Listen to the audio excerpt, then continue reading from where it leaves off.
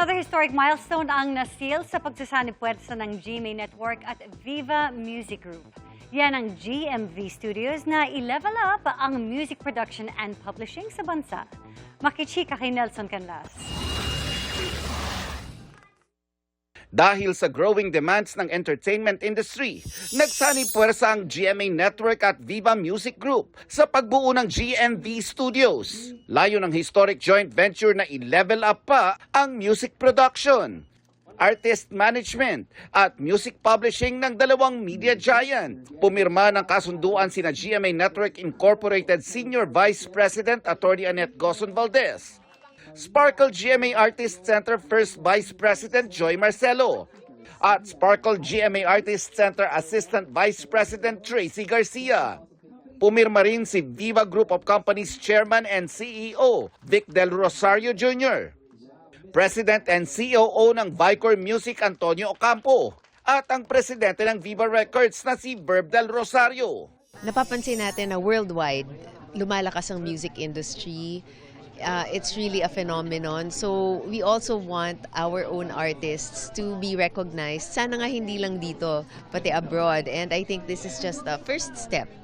Matagal namin pinag-usapan ng GMA with Annette, and then it took a while. Medyo mahirap nung una, now nabuo na. So we're excited with the GMB Studios. So hopefully we can build up a lot of GMA talents with this company.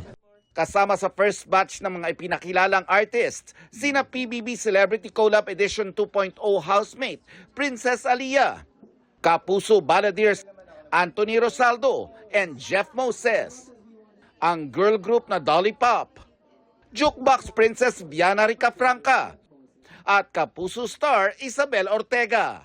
Kilala natin ng how Sparkle, how GMA makes stars, pero iba din ng Viva. So alam ko expertise nila yung papasikat ng mga kanta. I could imagine some of my songs being played sa mga movies. I'm very happy, of course. Grabe. Di ko expect. I think this is a big step. Sobra na makapag-record, and of course na ma-pursue ko yung passion ko in singing. Given na, naging tahanan ko yung All Out Sundays for a few years, I think sila rin talaga yung nagbalik nung ganong klaseng fire sa akin na gusto ko rin talaga maging singer. Kasi for a time talagang puro serious lang ako, puro acting.